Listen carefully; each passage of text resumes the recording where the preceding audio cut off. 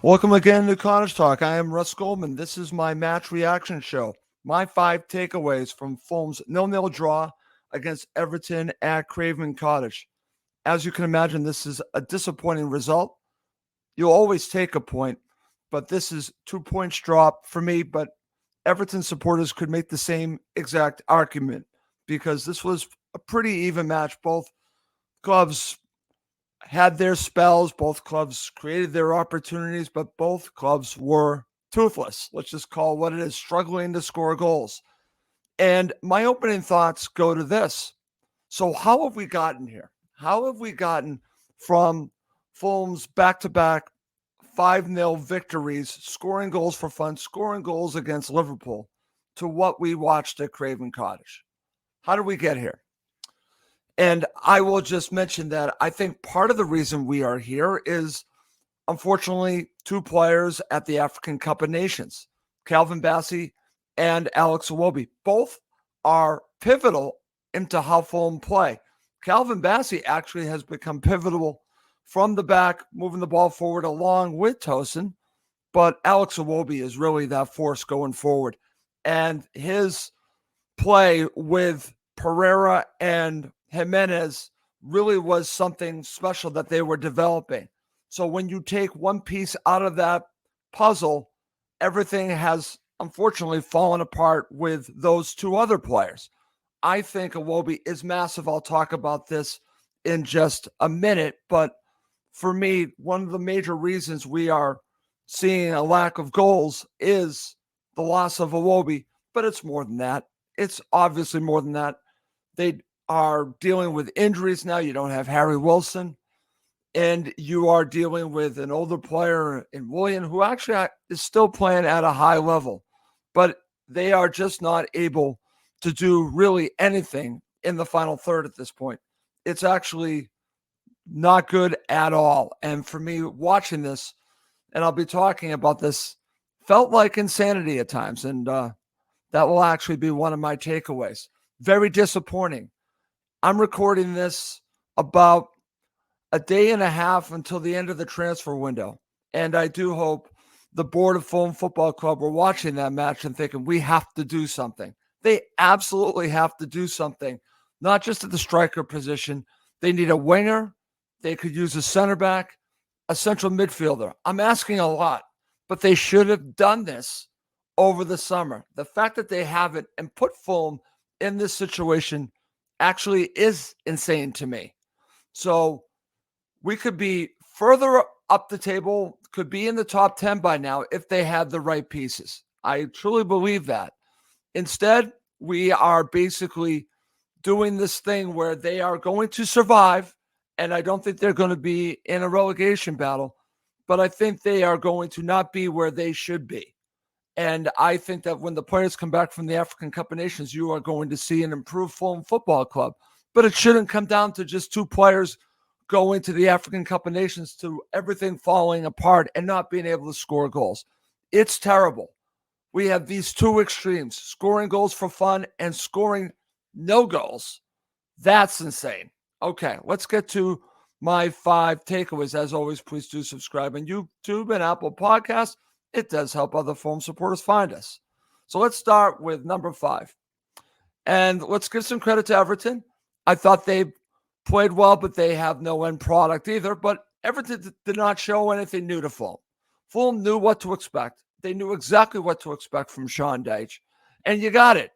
And even with all of that, Fulham could not really do anything against this side. And a lot of credit goes to Everton, but they missed their opportunities. They had a wonderful opportunity that, again, cleared off the line, and you could talk about VAR and Anthony Robinson. I understand the argument, but a lot of these calls have gone against Fulham, so this one goes for Fulham, so I'll just take it. But I can see the argument if you're an Everton supporter. Why did that not result in handball into a penalty for Everton? They, in my opinion, they have an argument. They absolutely do. But there was nothing new here.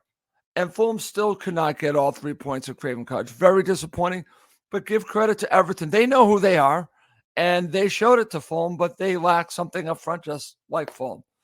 So I think a 0-0 draw is what is deserved from both sides. But Everton were who they were in this match. Number 4, the injury situation just gets worse for Fulham. Marco talked about this. When you play 3 matches in such a short period of time, injuries do happen.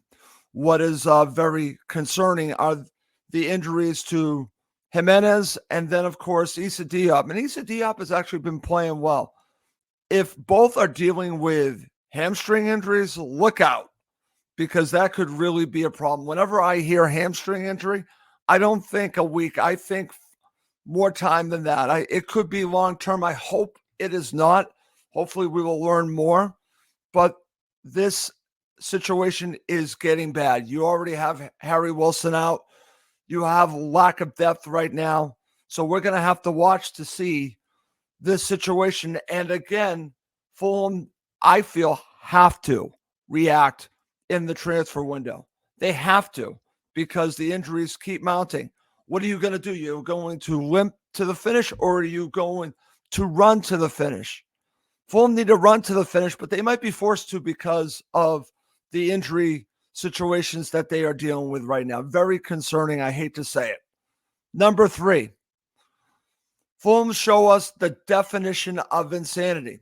When you just keep doing the same thing over and over again and expecting a different result, that can be insanity. And that's what I feel we were watching. Now, Fulham are very dangerous on the wings. We know that. And I don't think that is really the definition of insanity. What I think the definition of insanity is all of these corners that you're expecting a different result by doing pretty much the same thing. You do mix it up a little bit, but it's the same thing. And it really just, it felt like basically that nothing was going to come of it. I think they could have had another 50 corners and nothing was going to come of it. Great opportunities, no end product. And also in the box, the final third, just so toothless. So I think what we watched was over and over again, all of the corners mounting up and nothing was changing. It showed me the definition of insanity. It was terrible to watch. And I got to be honest with you, I thought Everton were very comfortable in dealing with all of Fulham's set pieces. Whereas on the other side, I think Fulham struggled against Everton's set pieces. They should have scored.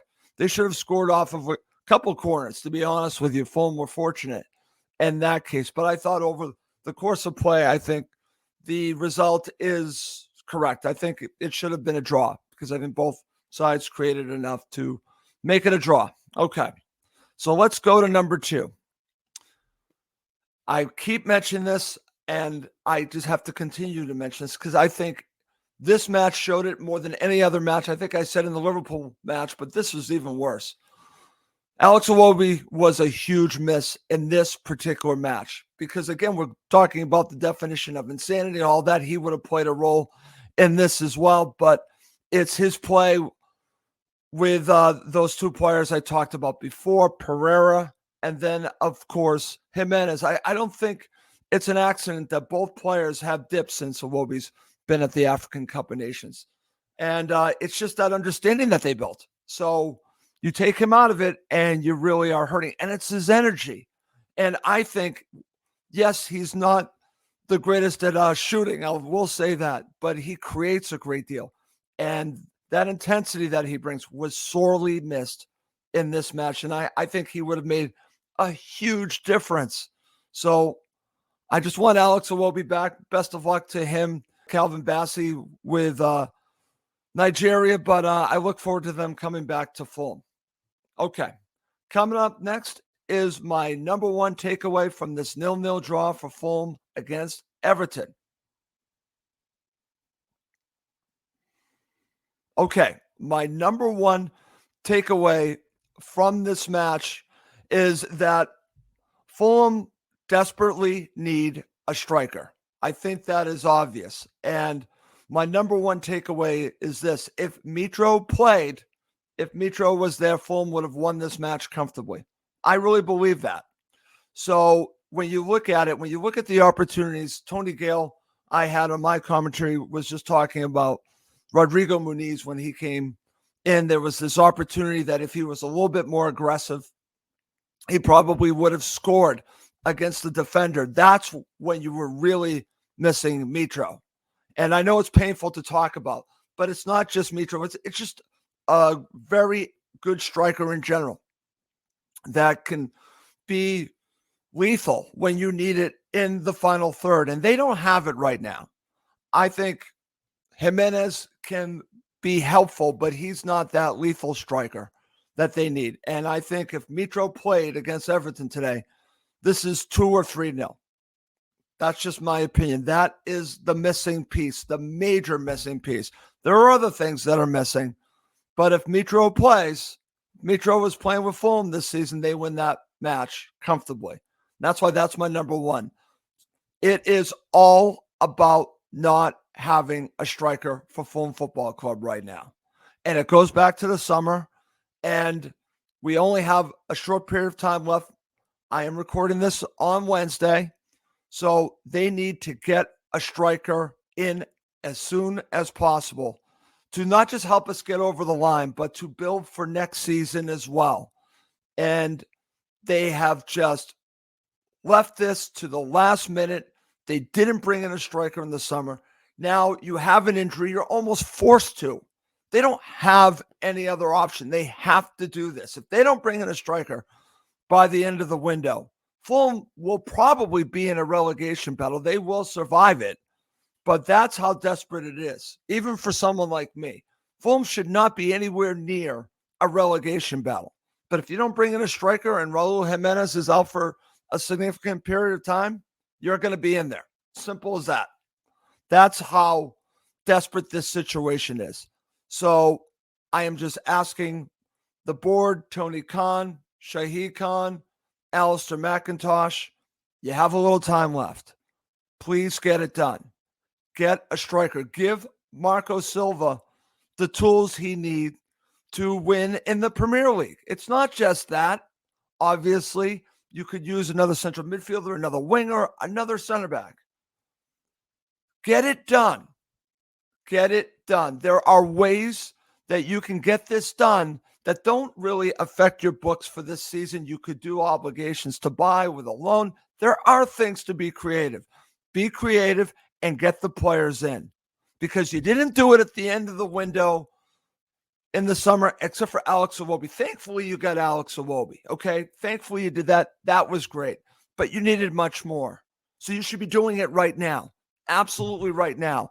It's on Fulham's board, Tony Khan, Shahid Khan, Alistair McIntosh, everyone. Get the players in now. And that's how I'm going to end this episode. Okay. Well, as always, please do subscribe on YouTube and Apple Podcasts.